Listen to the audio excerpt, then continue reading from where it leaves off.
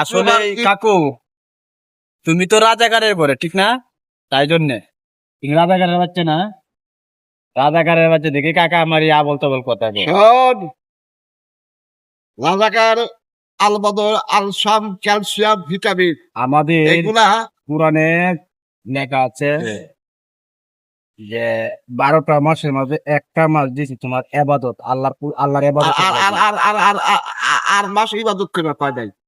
আর মাসের ইবাদত আর তোমার এক মাসের এবাদত পার্থক্য আছে। রমজান মাসে ফজিলত কেন বেশি হইল বল তো দেখি? রমজান মাসের ফজিলত তোমার বেশি কেন?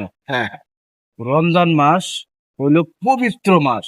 এই মাসে তোমার কোনো ঝগড়া জাতি, হ্যাঁ। কোনো খারাপ, কোনো রমজান মাস হচ্ছে আচরণ কেন করতে হবে রমজান না। মাস পবিত্র করা হইল, কথাটা ভালো করে শুনিস। হ্যাঁ কৌছে রমজান মাসে নবী সাল্লাল্লাহু আলাইহি সাল্লাম জন্মগ্রহণ করে, রমজান মাসে কোরআন নাযিল হয়, রমজান মাসে বদরের যুদ্ধ হয়। সুবহানাল্লাহ, কথা বুঝলে? আলহামদুলিল্লাহ। সেই জন্য রমজান মাসটা এত গুরুত্বপূর্ণ করা হচ্ছে কেন? রমজান মাস পবিত্র, আল্লাহর 365 দিন পবিত্র।